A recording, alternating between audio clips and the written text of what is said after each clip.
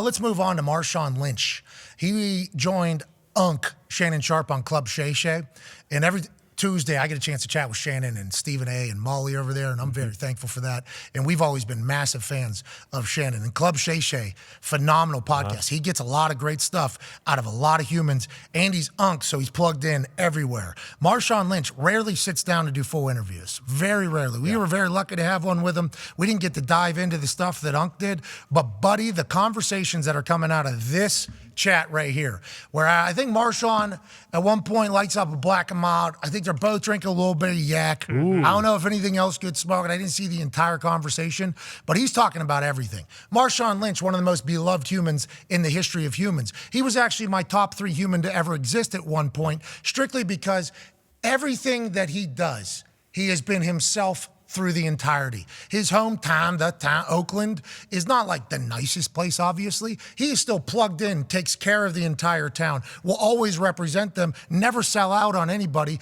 and never change. I saw him in Bear Grylls out in Wild, and it was Marshawn Lynch with the whitest human of all time, and it was maybe the greatest entertainment I have ever seen. You drop him in there, well, I think Bleacher Report had him just random acts happening in front of him like he was Simon Cowell, and just his natural reaction, every time, hilarious. So whenever you hear him start telling personal stories and open up a little bit about everything that has happened to him and the teams that he's been on, it's been fascinating. He talked about Russell Wilson and Pete Carroll. Doesn't sound like he had a great relationship with Pete Carroll. No. Even though he went back and played for him again. After he left to go to play for Oakland, he went back and played for Seattle. It doesn't sound like they were best friends. Doesn't sound like they didn't have any ill will towards each other, but it was certainly something that wasn't close. And him and Russell Wilson was obviously something that a lot of people were paying attention to whenever he started talking about it.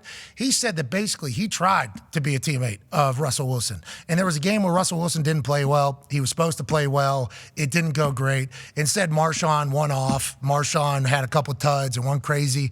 And he said immediately after the game, he was trying to call Russell Wilson. Had to go through a couple people to get Russell Wilson's number. He didn't get Russell Wilson's number. Russell Wilson called him. The number was blocked. Does that mean Russell Wilson's number is private, which some people have? Probably. But for whatever reason, Marshawn Lynch wasn't able to just get Russell Wilson's number immediately. And they were teammates, and Marshawn Lynch is Marshawn Lynch. It's not like this is just some, 53rd guy on the roster who's going to get cut next week. So I think that was an indicator. But then Russell Wilson was completely oblivious to the fact that he didn't have a good game, and then Marshawn Lynch was like, hey, I'll get your back anytime you have this type of thing. Whenever I'm down, I expect you to get my back. And Russ was just like kind of dismissive of it. Then in that same interview, Marshawn Lynch told a story about Aaron Rodgers, his freshman year at Cal, lying to coaches for Marshawn Lynch to get his back, and about how he's like the greatest teammate. Yeah. Pretty much he's the only reason why he even got his opportunity at Cal.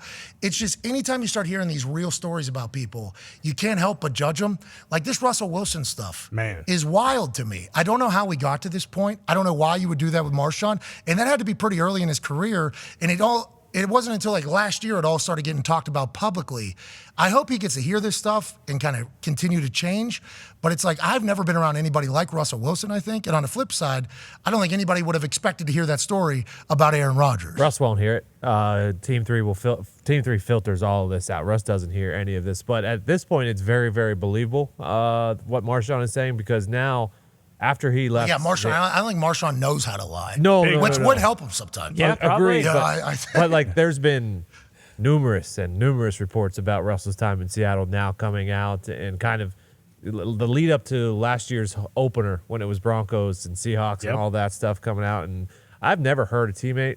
Maybe there was one that came out that had his back, but there's not a lot going on there. I think it's just him and the Denver Broncos guys got his back whenever he was doing the high knee. Still there. Right. Last year. And they said, man, there's so much bull-ish being talked about Russ or whatever. I forget the exact quote. But yeah, add Marshawn Lynch, I guess, to the list of people that are like, yeah, there was some stuff up there where this guy not team, like, it's interesting because his entire mantra is team guy. Yeah, exactly. Positive it seems guy. very genuine. And it does. And I'm a fan of Russ. I think Russ has had a lot of success. I think he's trying to be a movie character of what a quarterback is for a long time. I think Sean Payton's trying to change that. But the movie character of a quarterback is a guy that is Kurt Warner in Bingo. Yeah. American Underdog. American Underdog, where it's like you feel obligated to be teammates and friends with people and go to places. Like that's what a movie quarterback is. So this kind of contradicts. So I think the image that Russell Wilson is trying to put out, which I don't like. No. I don't like it one bit. Yeah, definitely not. And it is weird, but I don't think it's like a maybe anymore. They did not like him in Seattle, especially the Super Bowl team. Now, maybe it changed after that, but the Super Bowl team,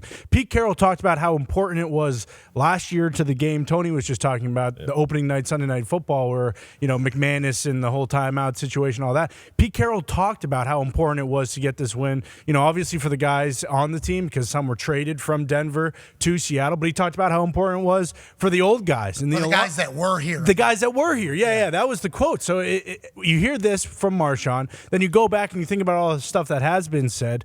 Definitely, we're not the biggest fans of Russ in Seattle. And then Denver last year, it was quiet for a while. And then, to your point, he gave that whole press conference, I forget after which game, but where he got worked up emotionally about it because they asked him post-game about how his teammates finally stood up for him. But it was weird how long it took. Because it was...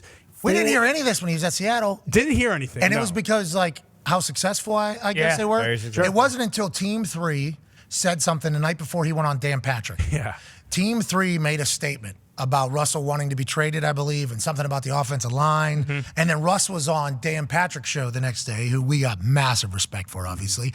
And Dan Patrick asked him about it, and he doesn't say, Team 3 is employed by him. Yeah. They make this statement. He goes, they're saying what they're saying. And then anonymous sources start coming out on Pete Carroll's side. Wow. And that kind of blindsided all of us. I'm thinking, oh, whoa.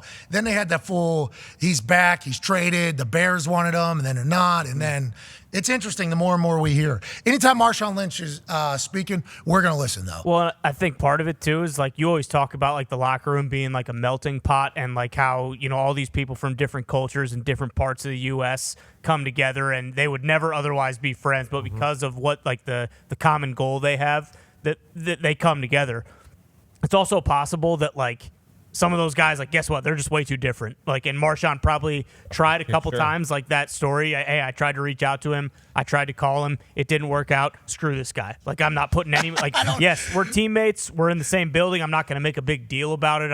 It's not going to be awkward when we're around each other. But, outside of these walls, we don't need anything to do with each other. Marshawn said, I was having a party at my house, actually. He whenever I called him, and I wonder if Marshawn was calling him to invite him to the party. Yeah. He was had the linebackers there, had wide receivers there. He said the kickers were there. He said, everybody is at my house except for Russ, and it's, fascinating. Well, remember when everyone showed up at his birthday party? Okay. Tony, you've been a hater, though. That's what people need to remember. We will continue to watch Russell's story, and we hope this second act here in Denver with Sean Payton and everybody goes well. But we're learning a lot about that Legion of Boom team that had a hell of a run. They were a dynasty there for a bit. Oh, yeah. Definitely. Every story is very warranted to listen to.